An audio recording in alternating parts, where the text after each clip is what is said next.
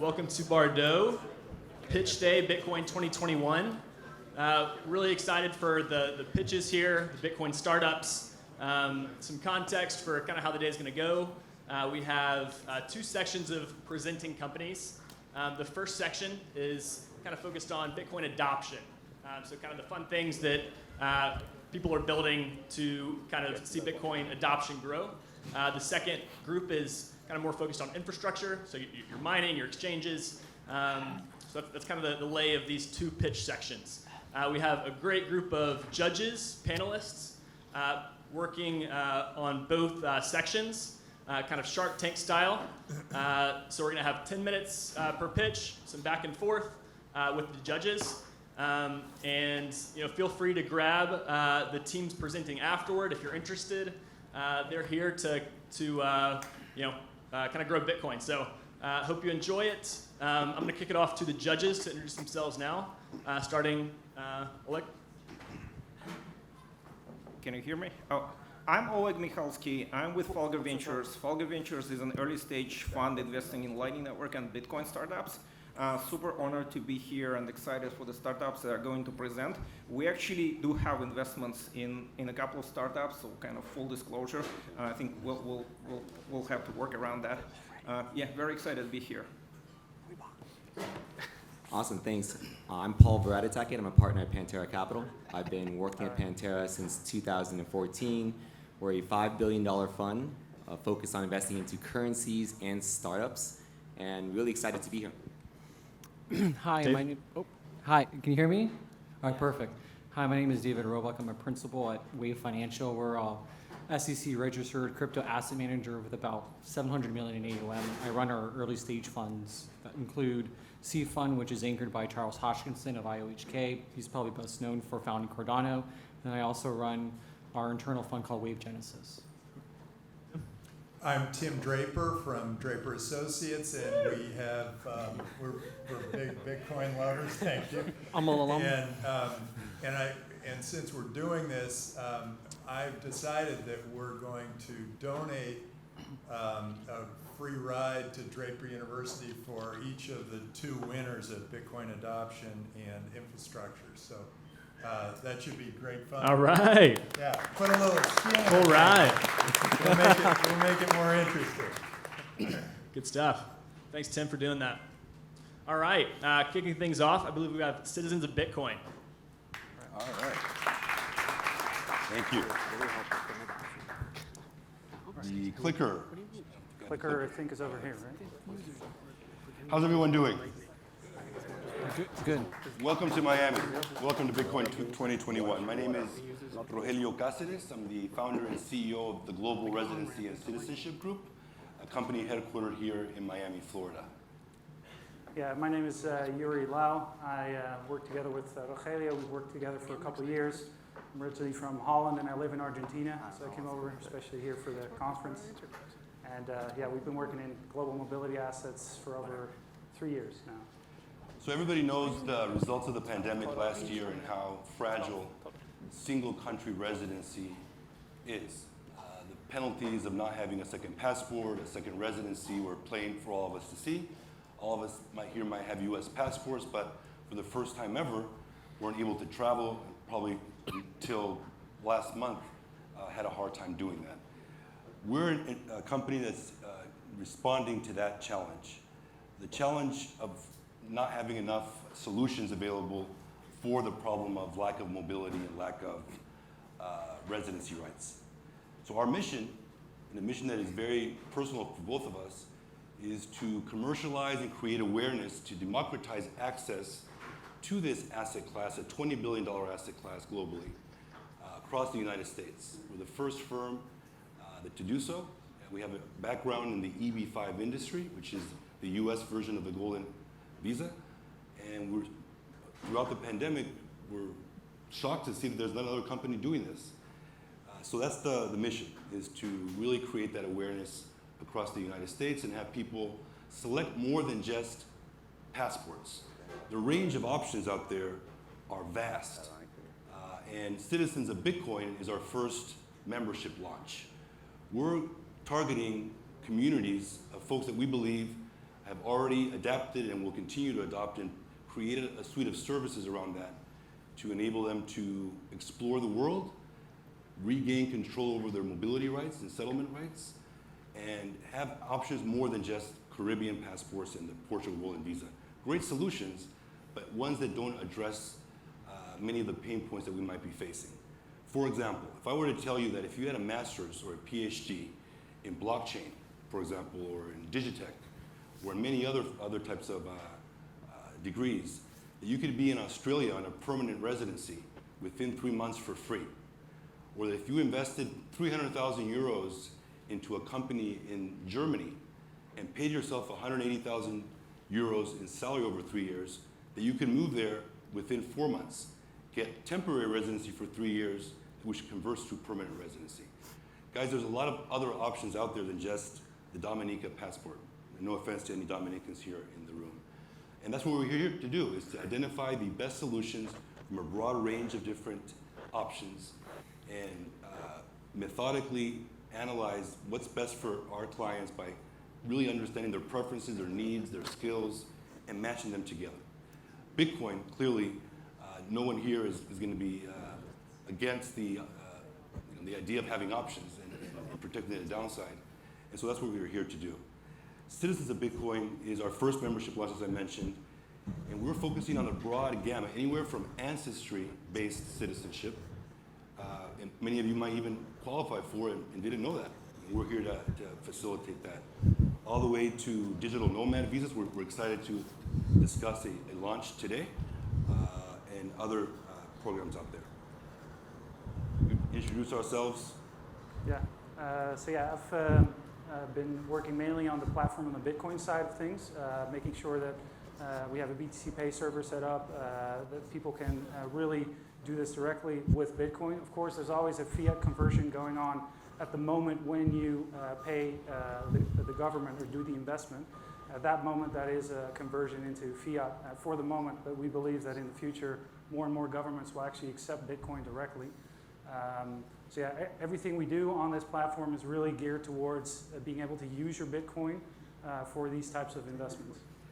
In my background, I'm the co-founder of LCR Capital Partners, a $200 million EB5 regional center that targeted countries that had very low awareness, countries like Brazil, India, and South Africa that now are in the top 10 globally. Should not pass this slide. What we're here for, we're really here to raise $200,000 for our company, a company that just started, to help fund our growth, but more importantly, to help generate awareness of this opportunity to find the world again, to regain access to the world through many different options that are out there.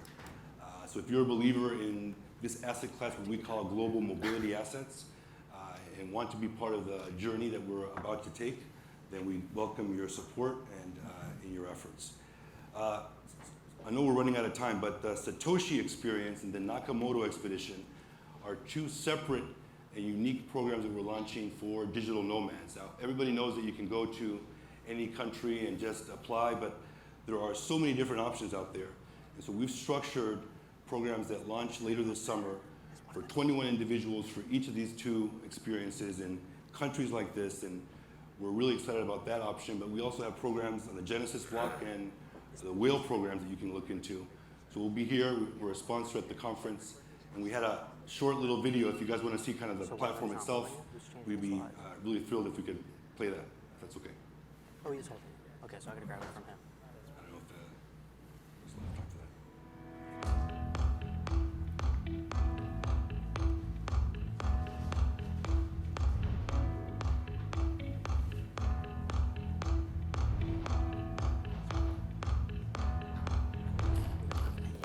I love it.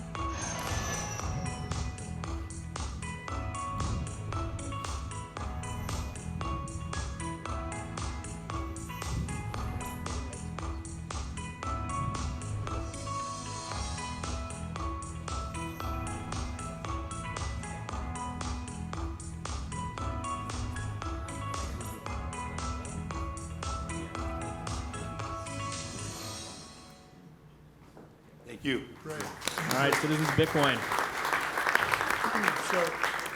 So how do you guys make money? Do you, you provide this as a service? How do I pay? So there's three sources of revenue. There's the professional fee that we charge depending on the program size. That ranges from 19,500 all the way to over 100,000 for programs in Australia and New Zealand, for example. There's a membership fee that's de minimis, an annual membership fee, 2,000, 5,000, and that's for the services in that community we want to build. And then there's placement fees from real estate, property developers, and investment fund managers overseas that we then share with our clients. We've applied to become a registered investment advisor, and so as opposed to others, we're really going to focus on finding what's best for our clients and not just pitching the one that has the biggest placement fee, if you will. And do you have any customers yet? We incorporated in February. We have one client. We have a signed agreement for a second one today. And that's what we're really excited about doing, is really going out there. So my focus was really on building the product.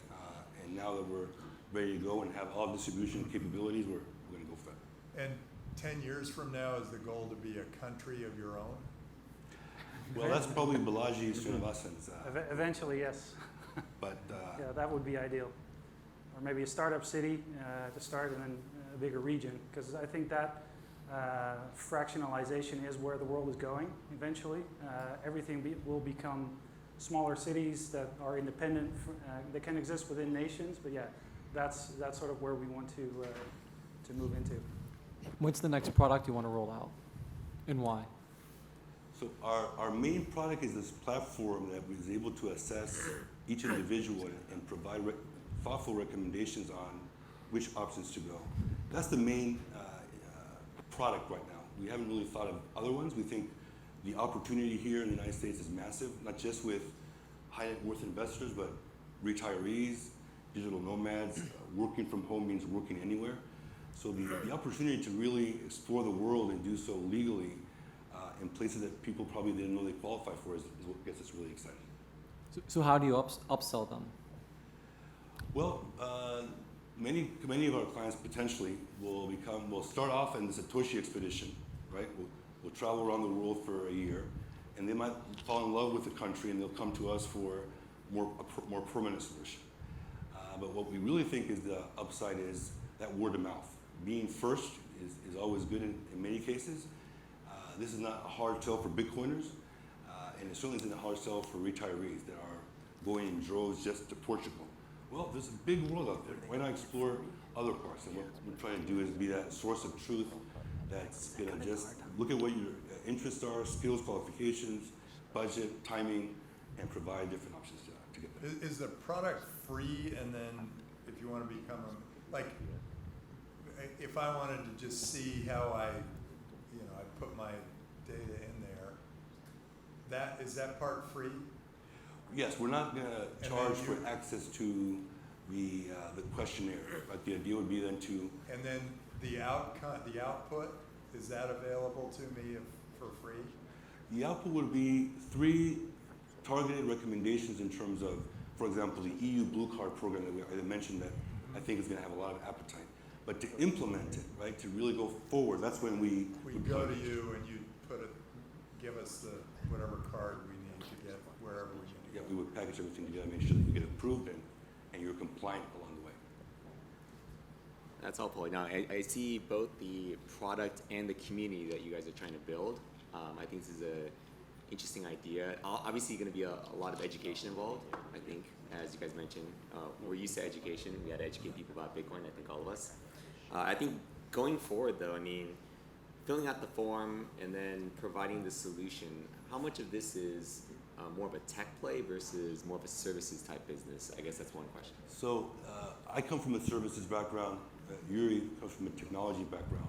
We don't have the platform built, right? We just started. Mm-hmm. But the vision of being able, like Balaji Srinivasan, he built a company years ago, Teleport, that had a vision of being able to input your preferences and really identify the best cities to live. Well, that builds on that, but it allows you not just to find what cities there are, but actually make the move. And that's where people kind of fall short because they don't know how to get there. So we'd love to build the tech play, and part of what we're raising capital for is not to build the entire thing, but to get us going. Clients is not going to be the issue. We come from a background that I spent time in India, 31 trips, Brazil, 15 trips, building that awareness from scratch on EB5, which is the US Golden Visa program. So we know what it takes really to generate the awareness.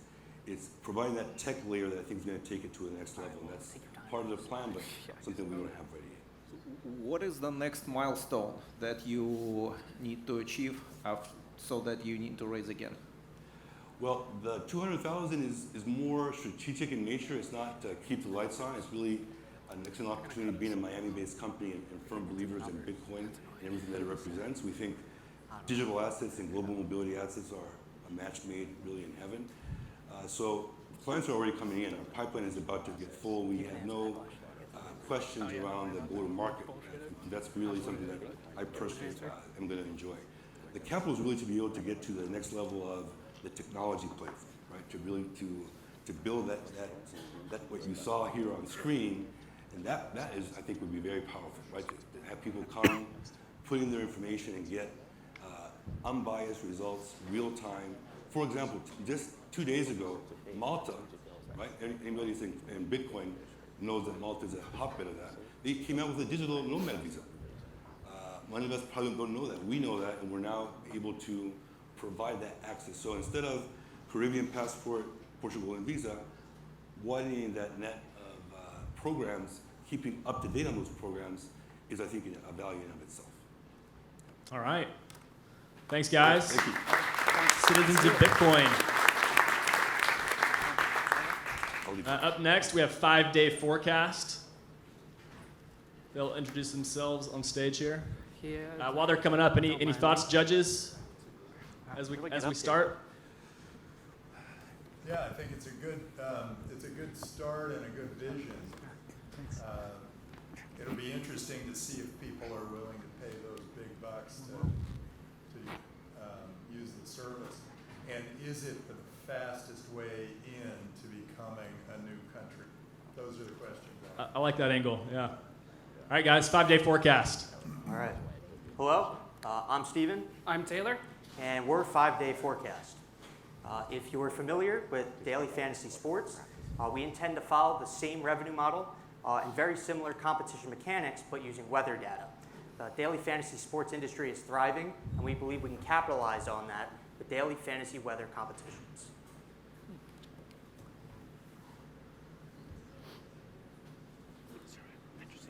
Sports and betting are tied at the hip. Major sports broadcasts now feature experts giving advice on daily fantasy rosters. So even just this week, the Today Show featured the lines and the favorites on the Indianapolis 500. Major sports venues and casinos and like have designated areas just for sports betting. And DraftKings has partnerships with almost every professional sports league. Daily fantasy sports is currently legal and operating in 44 states and counting. The fantasy sports market has ballooned into an $8 billion industry annually. Based off of the DraftKings data, we can see that the top 1% of users provides 30% of their revenue, and 50% of the prize pool goes out to them. This shows without a doubt that fantasy sports is a game of skill, not chance. Beyond that, on the same report, you're able to see that DraftKings has been able to grow their active average user by double over the past year, and grown their entry fees by nearly 50%. So the way that a fantasy sports competition happens is a competitor builds a roster based off of players, and they earn points if those players make touchdowns or make home runs. In fantasy weather competition, the competitor builds a roster based off of cities, and if the actual weather matches the forecasted weather. Take Miami, for example. So here, the competitor chooses to take the over on the high that's forecasted as 82 degrees. The competition completes, and at the end of the day, it turns out the competitor was correct, and they win points. The actual readout was 85 degrees. So we do this for temperature, precipitation, and wind speed across a group of cities, and then that total score is compared against their competitors, and if you do well enough, you end up in the prize pool and win money. So our revenue model is simple. More entries, more revenue. So the breakdown is if you have 60 entries, $1 each, and then the prize pool pays out 50 on a sliding scale, we take home $10, about 16%. That's about what DraftKings and FanDuel is doing now. So at the end of the day, more entries, more revenue. The summer is the slowest season for sports and daily fantasy sports as a result, since only baseball is on. During the high sports season, games are only on about 1/3 of the hours in a day, which means that 2/3 of all the hours in a given week, well, the daily fantasy sports competitor has nothing to watch and no one to compete against. That's beautiful. But weather is the only sport that runs 24/7 worldwide, giving it a unique advantage where competitions can run at all hours of the day during all seasons of the year. The Bitcoin network has been used for sports wagers since its beginning. The past year, $100 billion was used for sports wagers on the Bitcoin network. The Bitcoin network is used for sports wagers because there is no credit card fees or chargebacks. The Lightning Network improves upon this by allowing for small value transactions to run at high volumes. We plan to use that as it's perfect for our use case. Do I need to do anything while I'm up there, you guys? The Lightning invoices will get sent to us, and then we will fill them out immediately, which is far better than the current payout system that takes 2 to 8 days. Our needs start with legal. We need to obtain licenses in various states, as well as guidance on compliance and how to stay compliant in each of the state licenses we obtain. Our infrastructure costs will grow as we bring users online, and of course we need to feed the developers. Taylor and I are the only 2 people on this project right now. We'll need to onboard some talent. You may recognize these 2 handsome gentlemen in their college days in these photos. Whatever happened to that guy's hair? Well, I'm Steven. I'm Taylor. Check us out live at 5dayforecast.com. Thank you. All right. Oleg, let's start with you. So I know people watch the weather and they watch the sports news, but when you're watching sports, you're full of, passion for your team, and there are all these other things. And you're watching weather, you're just going, can't go out today, or hey, nice day. But do you think you're going to get the same kind of passion? I believe that there's magic. When you have skin in the game, all of a sudden anything becomes interesting. I also believe that 1% of the users are generating 30% of the revenue. Billy Beane never watched the Oakland Athletics play. He sat in the office and watched the numbers. I think that's what the same people are going to do with the weather.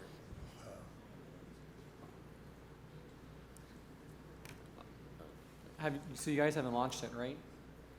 You guys haven't launched it yet. How much do you need for your licenses? And what Sure. happens? So certain states have very expensive licenses, all the way up to $100,000. But there's about 10 states right now where you do not require a license. You simply pay based on your revenue. So right now we do not do payments on the site. It's just for competitions and entries. We're trying to get the logistics of the games down. So we gave you the general overview of how the competitions will work, but there's a bunch of different type of competitions we could do.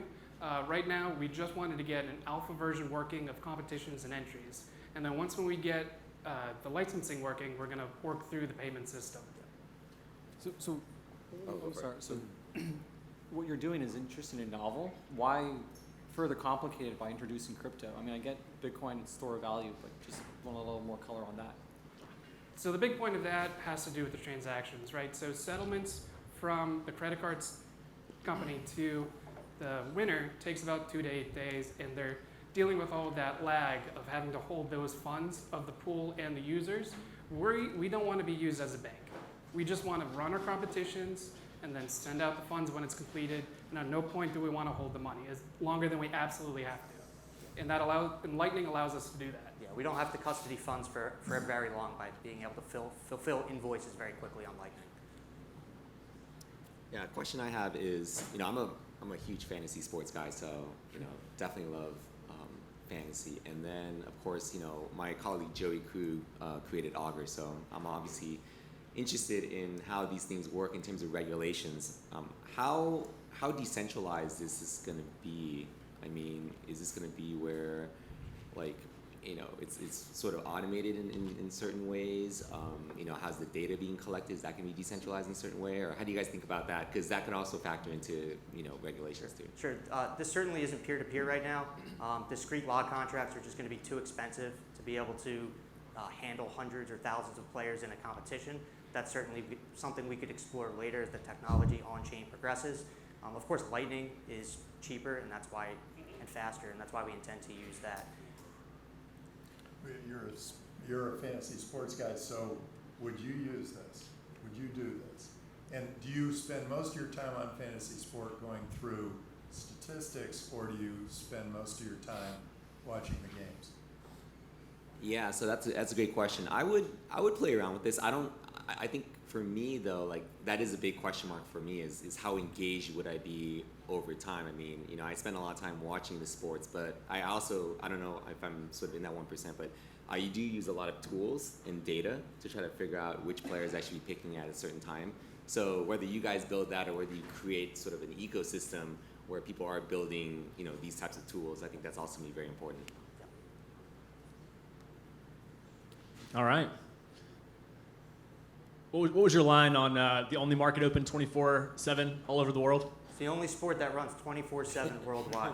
All right, there we go. We'll leave it there. Thanks, guys. Thank you. Good job. Wait, did you predict the shower that was going to come just as I was walking from there to here? I could have hedged on the conference, right? I could have hedged, that's right. All right, thanks, guys. Actually, wait, somebody talk about hedging. Would Come back and talk hedging real quick. Take my mic. Would you use this as a hedge against bad weather? Absolutely. Sure, yeah. If you're going on vacation, I'm taking the over on precipitation in any nearby city that's available. So maybe I'll get first in the competition, and if you're going sailing, I'll have a bad vacation, but I'll leave with a paycheck over life. Sports as well. So you can hedge your sports fantasy. You can hedge your sports fantasy picks using the weather pick site here. So if you're not positive about how your sport fantasy team will do, but you are pretty confident about what the weather's going to do tomorrow, you can hedge it on our site as well. We intend to have competitions where if there's 10 games of football on Sunday, you'd be picking only cities where those games are happening. I think they can coexist and not be competitors. Yeah, I think that becomes interesting from a data perspective, potentially with insurance and things like that later on if you get enough scale. Yep. Okay. All right. Great. All right, thanks. Hedging on your walk over to Bardot. Up next, we have Satoshi's Games. Carlos, I believe. Oh. All right, coming up from the back. While he's walking up, any... Would you mind taking pictures and videos of my presentation? Sure. Would you mind taking videos and pictures of my presentation? Sure. Thank you.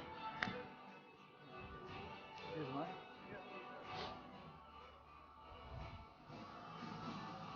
That went good.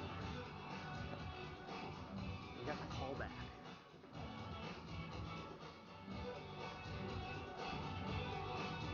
That was a good one. Nice. Thank you. That's pretty good, yeah.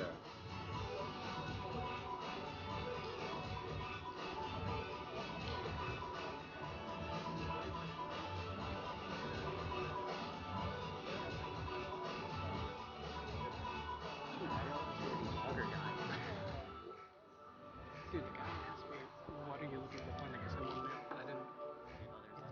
Yeah. Cool. My name is Carlos Roldan. I'm the CEO and founder of Satoshi's Games.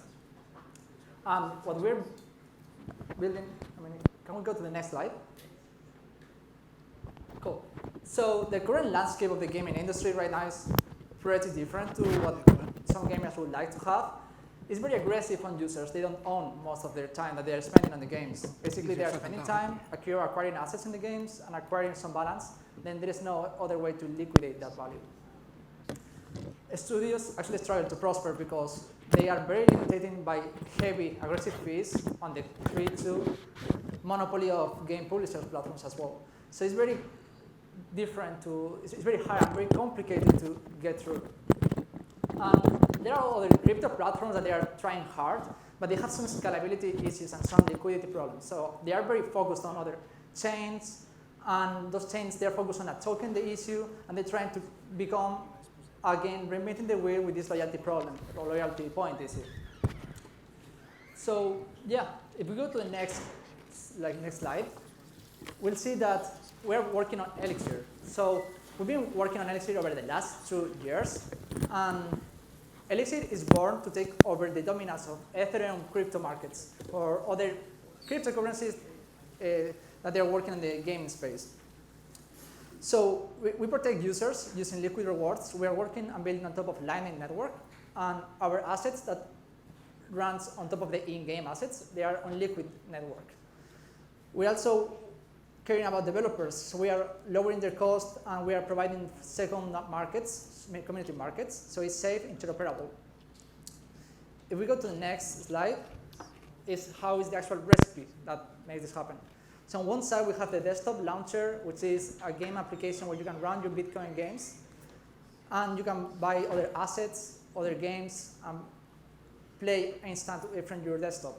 It also has a publisher dashboard that comes with an SDK for game developers or indie developers. They want to just implement their stuff and implement their games so they can migrate their standard mobile games into Bitcoin rewards with no friction and Bitcoin focused.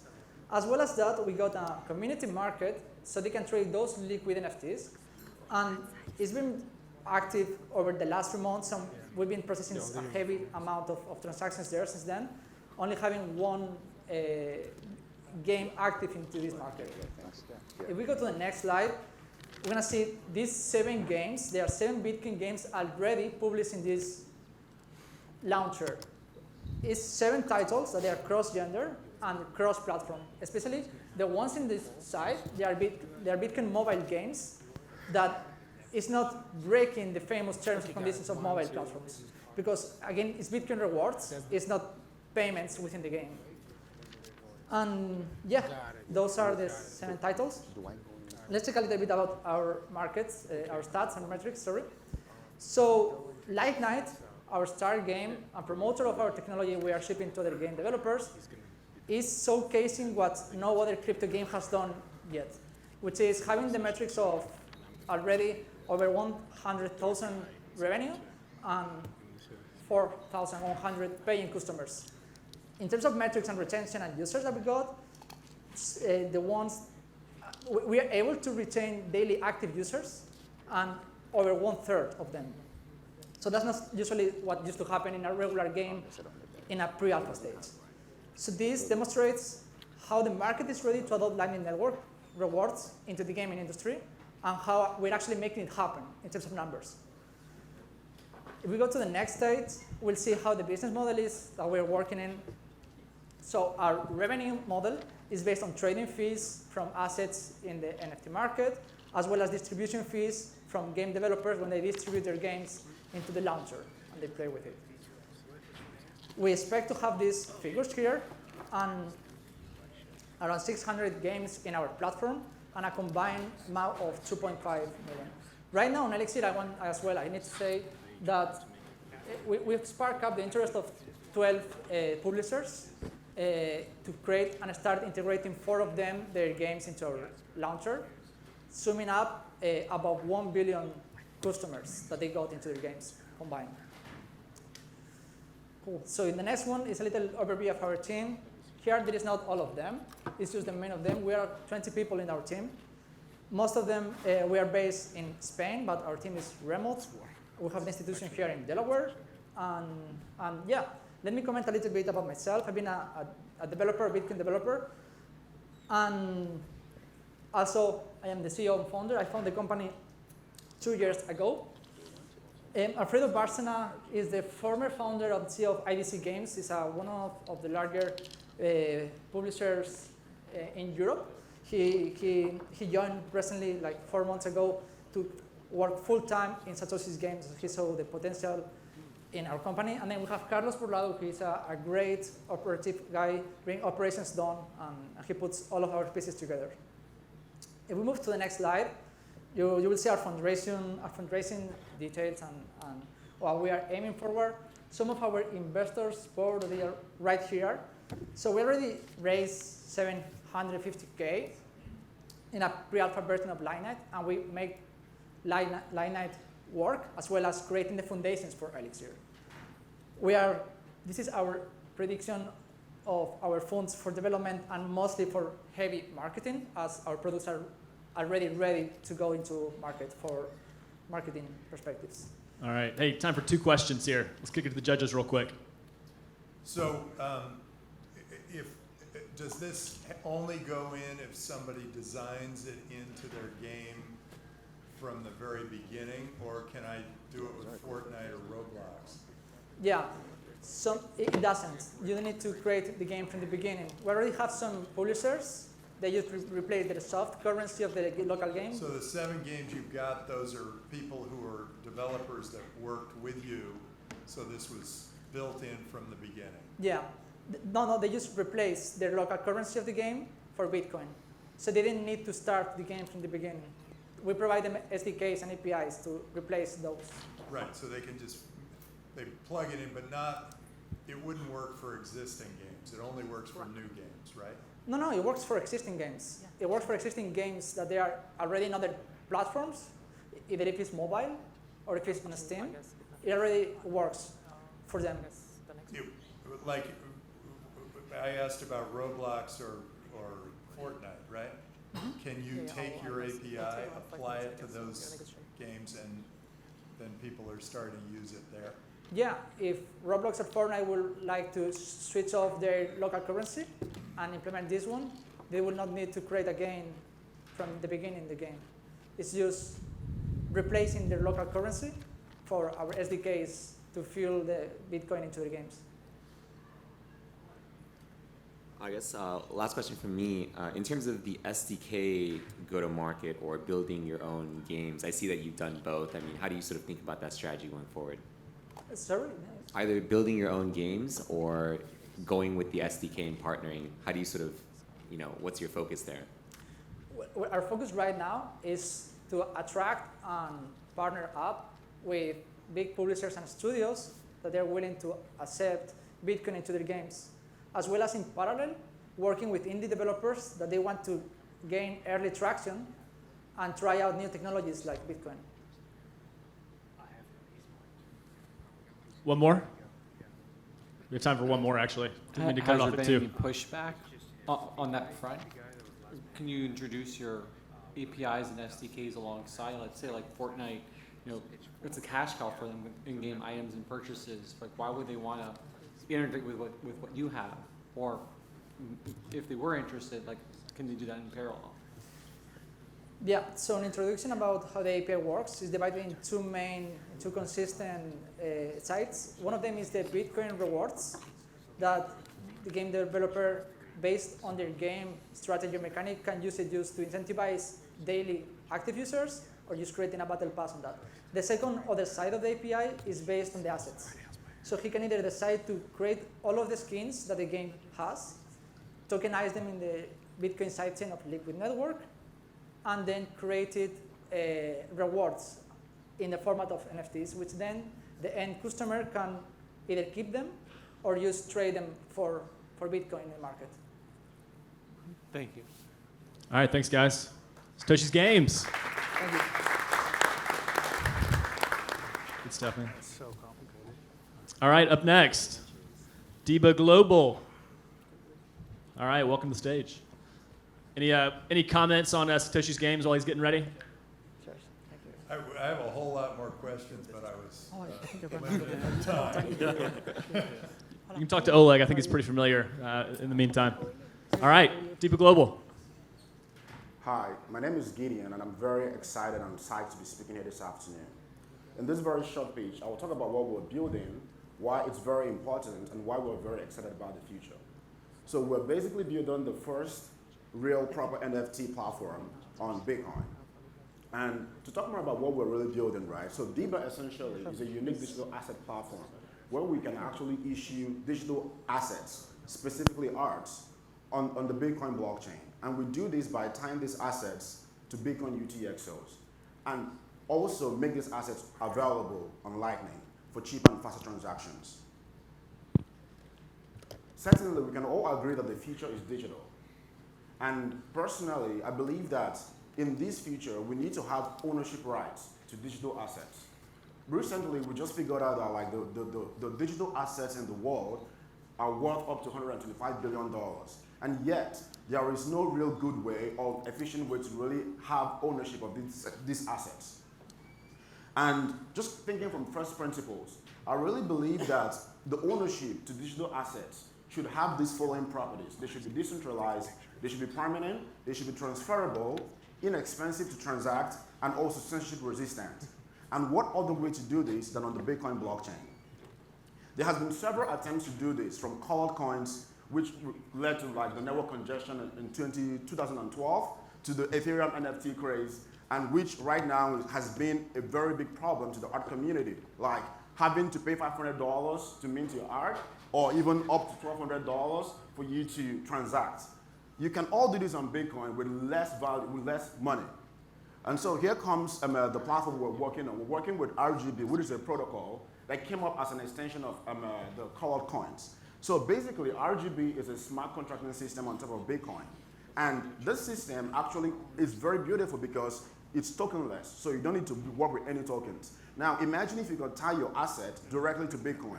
It provides the validity of the assets, and you can put it on top of Lightning for cheap and fast transactions. I believe this is really going to open up a lot of ways for utilities working with the Bitcoin network. We're working with client-side validation and single-use sales as proposed by Peter Todd. I will answer more questions on this later. So basically, on the platform, at the genesis, the metadata of all the assets are actually tied to Bitcoin blockchain, thereby providing the permanency of the assets. So the assets are available on layer 2 and on Lightning. And you don't have to pay any fees to mint, and transactional costs could be very, very little. Our mission in the company is really to help millions of people own, understand, and use non-custodial digital assets. And we really believe that this is the future. To do this, we're really focusing on building great products that will bring about mass adoption and make it easy for people to transact with the assets. And I really believe that art is a game changer, and that is why we're starting with art. We're working with awesome distribution. Now I'm talking with awesome, like, pretty big exchanges and Bitcoin companies to bring exposure to these unique digital assets. And then, of course, the loving community of art lovers. We're already speaking with several artists, many of whom are presenting in the conference, and we're very excited, and they are very excited to actually have NFTs, their art, actually on Bitcoin. Also, with the, I think I'm a little bit back. Yeah, so here, with the platform, you'll be able to like get on-chain payments, Lightning payments, and then we're also working with Bitcoin charities to actually spread the good work of Bitcoin. And with the platform, you get access to a wallet. This is a non-custodial wallet where you can actually store your assets and have full ownership of your digital assets. Our incentive system is actually designed to increase Lightning adoption in a way that if you come to the platform and you appreciate art before the auction, you get a chance to win several thousand Satoshis, or it could be up to 1 million Satoshis. And that is very exciting. And once that happens, we help the winner open up a Lightning channel to increase mass adoption of Lightning all over the globe. We have an awesome team that's been really working hard to get this done. And so please feel free to talk to me or talk to Heaven over there wearing the beige suit. I'm Gideon. I studied in Russia, I studied nanotechnology in Russia, and that's where I came in contact with blockchain and Bitcoin, and really coming to understand the impact, the power that Bitcoin has to bring about decentralization and help people really have real ownership of their assets. And I would like to end my pitch by my favorite quote from Steve Jobs. It's the intersection of art and technology that makes our heart sing. And personally, I believe that art is a Trojan horse that is going to bring about mass adoption of Bitcoin and digital assets on top of Bitcoin. We are raising and speaking with very awesome investors at this stage and working with awesome partnerships to bring about this distribution to our platform. And of course, most importantly, is really having goodwill from the community. Because again, our goal is to help more people over the world learn about this technology and have full ownership of their digital assets. Thank you.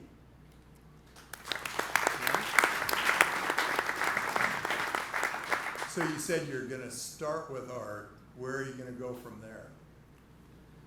So this is a very interesting question. We've looked at real estate because the company I was really trying to found first before art was really about helping people own the communities they live in. And just going from the complexity of real estate to art. Art is easier to get mass adoption and you can have introduction of other assets. So right now we're focused on art. And I mean, do you care? You mostly care about Bitcoin. You don't care about the art so much, right? I care about it isn't your nanotechnologist and a Bitcoin lover. Yeah, so I care about people. And people is really art. But then, you know, to really make this work, that's why we have Heaven, who has been working with the art community in the team. And so and then we've been having like clubhouse rooms every Thursday, speaking with top artists, and they've really expressed to us their pains with other platforms. And it's like, we're not trying to build a platform for ourselves, we're talking with the community to build a platform that the community really wants. There are a bunch of these out there now.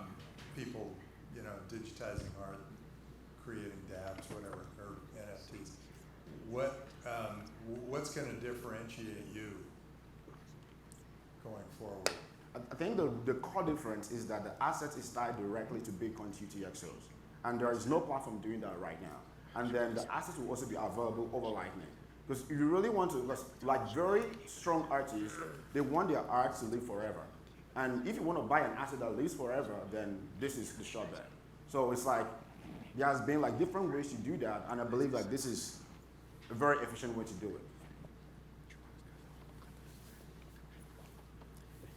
Yeah, we're investors in an NFT platform focused on art, so I know the, I know the size of that market and the go-to-market there. I'm just kind of curious on, there's two types of strategies that we're seeing out there on NFTs. There's a highly curated model and more of a open permissionless model. So you have maybe something like a, Nifty Gateway or, sort of Maker's Place. And on the other side, you have something like Foundations or like, how do you sort of see this going forward in terms of, creators and curation? Thank you very much for that question. I think it's a very important question because like the way we see the company is that we really want to provide people with blue chip digital assets, but at the same time have the opportunity for any artist to actually get to like publish their art. So we're doing something called community curation, where there could be certain curators, different galleries that could curate different arts, bring to our platform and launch. So that way they end up like making money, helping us curate the best art.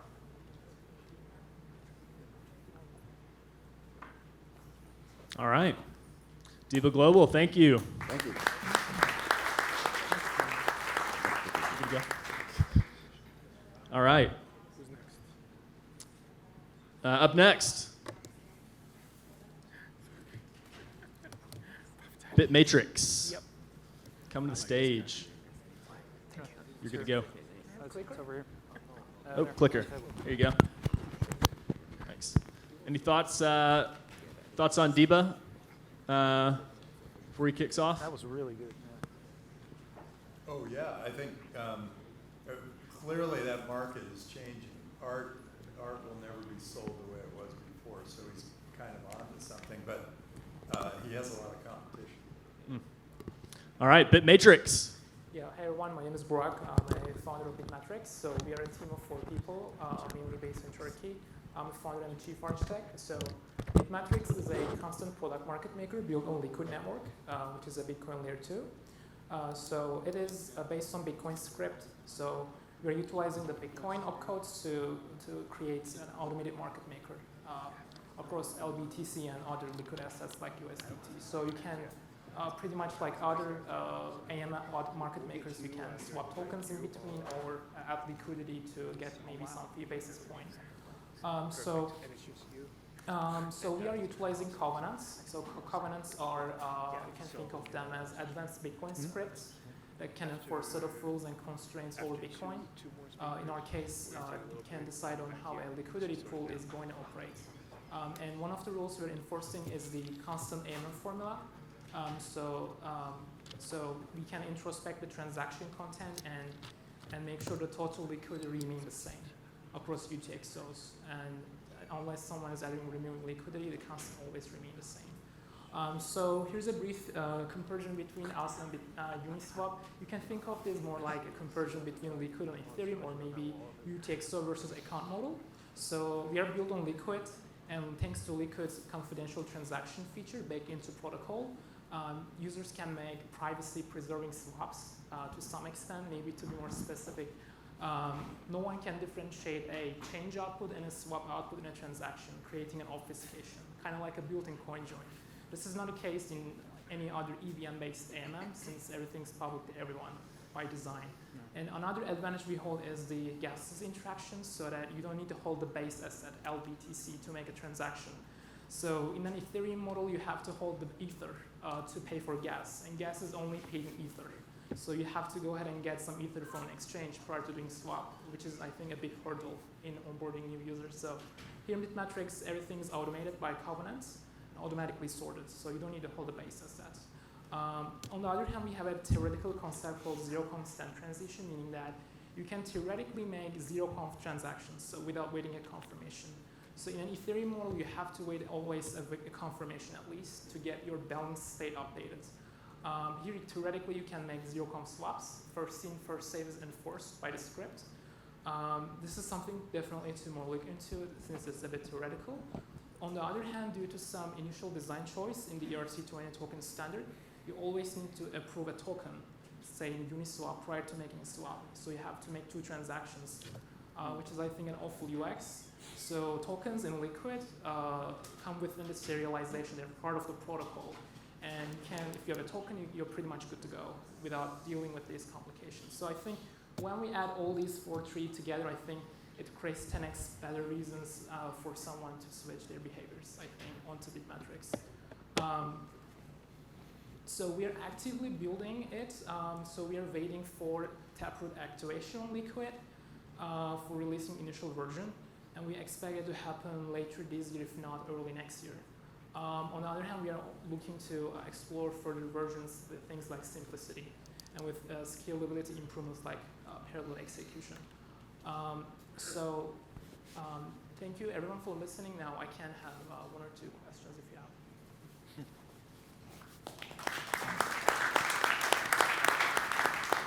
So, as I understand it, this allows me to swap without gas.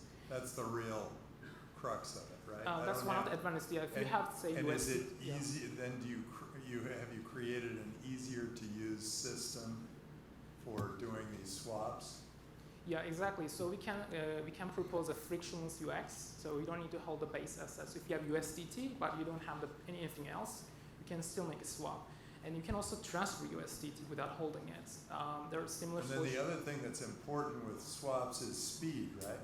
Yeah, theoretically you can make zero-conf swaps. So in Liquid you have 1-minute blocks with the same block unit, so you have 10x throughput. So you have to wait 1 minute, ideally, to make sure everything's sorted. But theoretically, you can make zero swaps, theoretically within milliseconds. In milliseconds? Yeah, within milliseconds. Yeah, it's first in, first safe. Does it require liquid wallets, or it can work with like any Bitcoin wallet? Yeah, so in order to make this work, we have to, you can use pretty much any liquid-based wallet. We are integrating to Marina Wallet, which is a Liquid native extension wallet on Chrome App Store. But we are adding in, looking to explore other alternatives like you can import or generate new seed phrase, or you can connect your Ledger device or Blockstream Jade wallet to make a swap. And how do you make money on this? So yeah, we can charge a few basis points out of Covenant. So ideally, we are looking to charge from half basis point to 1 basis point, and liquidity providers are getting 3 basis points. All right, thank you. Bitmatrix. All right, our last presenter in the adoption segment here, Shock Network. Hello. Matrix, my name is Rock.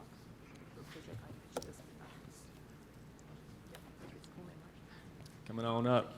Any thoughts on Bitmatrix while he makes his way to the stage? I think one of my associates is a big swapper. he does a lot of trades in a short period of time, and I think he would love this. As an investor, I'd be worried a little bit about the race to the bottom that happens when a lot of businesses all make their money on making it a very smaller and smaller margin over time. But you can actually build a business here with, once you have all those customers, you can sell them other things. Thanks, Tim. Appreciate your thoughtful comments after all these presentations. Shock Wallet. Hi, how are you? My name is Justin. Me and my team have spent the last couple of years building truly permissionless and censorship-resistant platform for creators and entrepreneurs, and have done so without a shitcoin. So, the creator economy is kind of a buzzword right now, but there is a lot of overlap, I think, with the Bitcoin movement. And that's a larger movement that's technologically enabled towards freedom. We've seen how Lightning is fueling tipping use cases, Bitcoin patronage. We've seen unbanked and traditionally censored individuals earning internationally for the first time because of FIDE. Demand for a platform is palpable, one that can't shut you down because you said something inconvenient or something. Not your keys, not your coin extends beyond the Bitcoin you hold, but your communication with the world. We've seen that with BTC Pay Server. My slides aren't changing.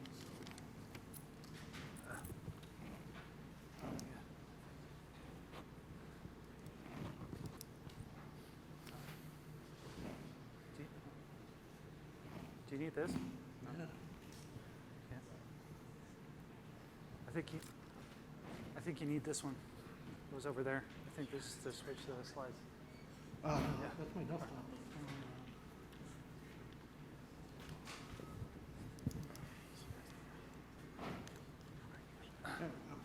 Where was I? So it's an app because of summer. So I guess I have a DPS. I think I can get it. I guess. Should get a drink here in a bit. What? I don't know. Yeah. I got a lot of good food there.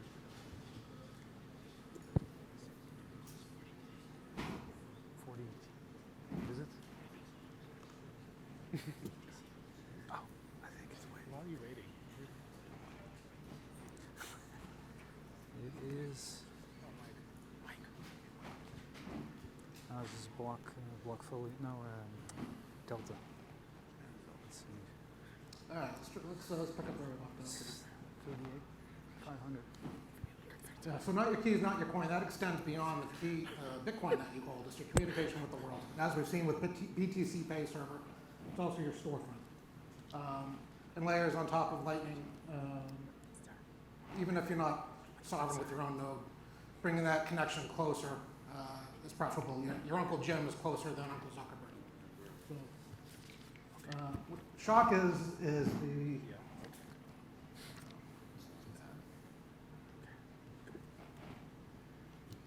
so Shock is a combination of Lightning and Graph user nodes, otherwise known as GunDB. Gun is a scalable data synchronization protocol that provides performant and versatile social graph. Just as your Lightning node hosts, your channels that you can share with others, it can also host your identity public keys, your wall post containing metadata for web torrent content and live streaming video.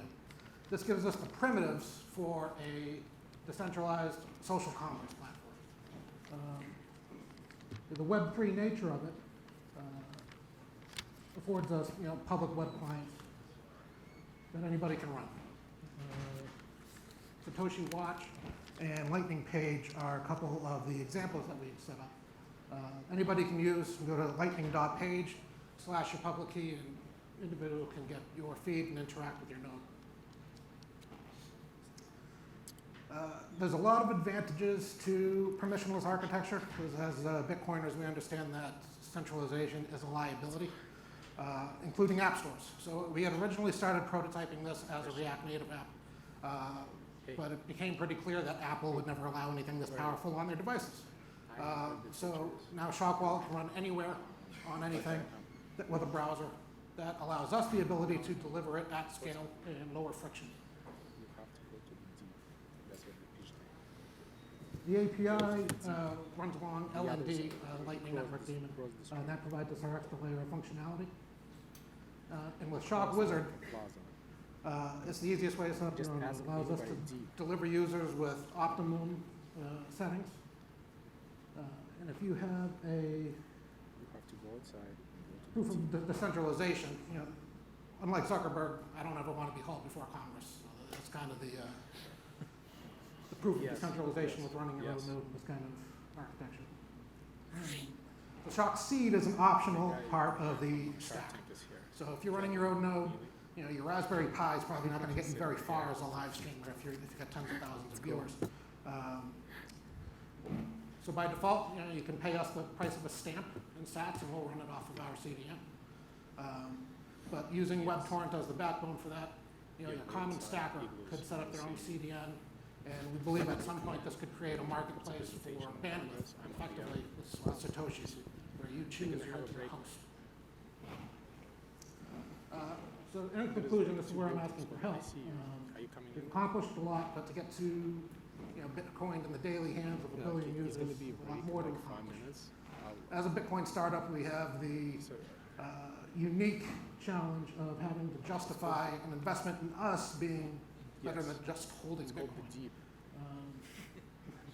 So how do I get my Satoshis back? That's a question I've asked myself a lot, certainly with this project. So this much needed solution also doubles as a Satoshi farm. The inherently financial nature of it creates monetization vectors just about everywhere. The routing fees, exchange commissions, hosting fees, content placement, node hosting, that's all pretty obvious low-hanging fruit and can make the project more than self-sustaining at a fairly low user base. But beyond that, thinking of Bitcoin as real estate, to borrow a monopoly term, our Lightning channels like building hotels on top of them. You think of McDonald's, are they actually selling burgers or are they driving traffic to their real estate? So McDonald's is a real estate company. So with that being the case, I think this is really big, and I'd be happy to take your questions, and if I can get this to cooperate, I'll be happy to pull up the web client to show you and do a quick demo. Cool. To the judges. So you're allowing the social, the influencers to have a platform where people can tip them and they can grow their system. How is it better than the other social platforms out there, and why is it something that they're going to adapt? Is it in any way easier to use? Is it so that they can use, they can be paid in Bitcoin? What makes it better? So that's a couple of them. So deplatforming and the inaccessibility to some of those platforms is a big issue. So we've been reached out to by gamers who say, like, Iran, they can't even stream a Dota match or something without because they can't get on the traditional platforms. YouTube takes pretty exorbitant fees, in the order of 35+%. Most of the folks that have been coming to us they just want to earn Bitcoin, and it's pretty low friction for them. The banking system isn't really easy to use either. So if you're having a hard time getting into that, Bitcoin is pretty obvious.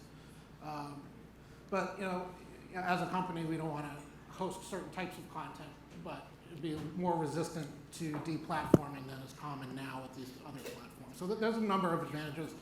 What we've tried to architect is something that takes advantage of Bitcoin's advantages. I wish I could get the screen to show.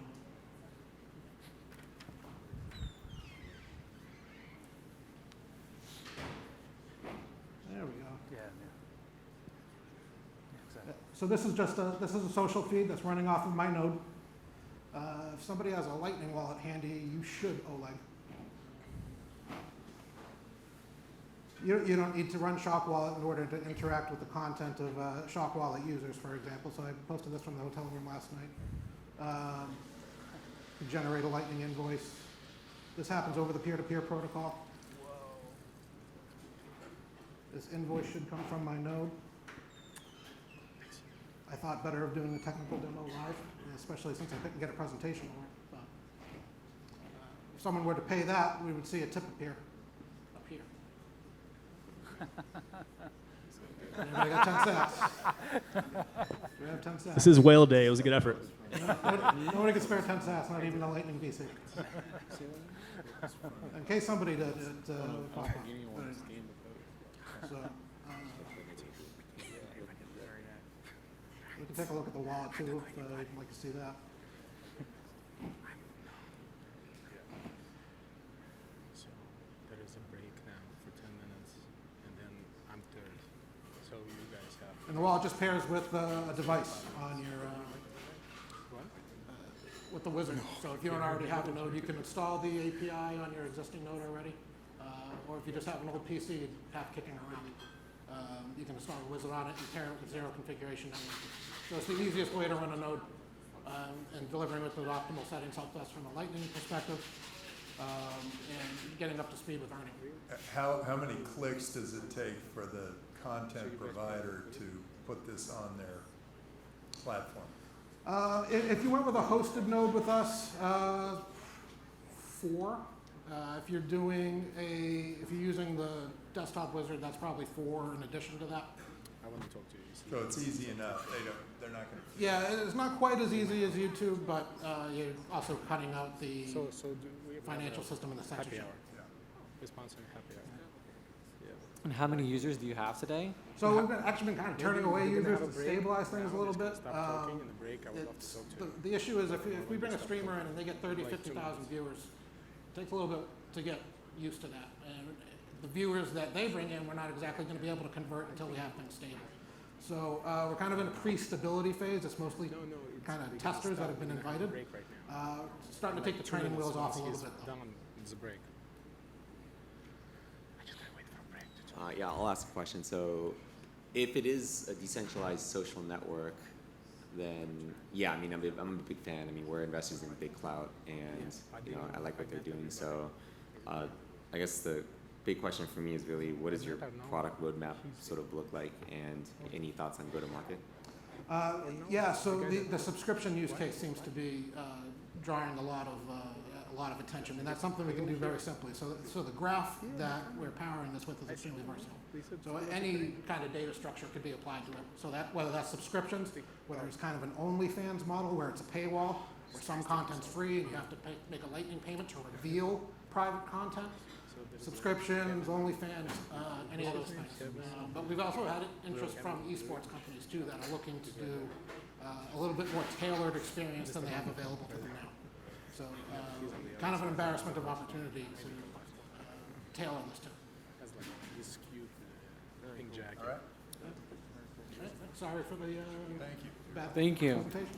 All right, thank you. Thank you. Shock Network. You go, I just gotta talk. All right, that concludes the first section of pitches here. We're going to give our judges some time to deliberate.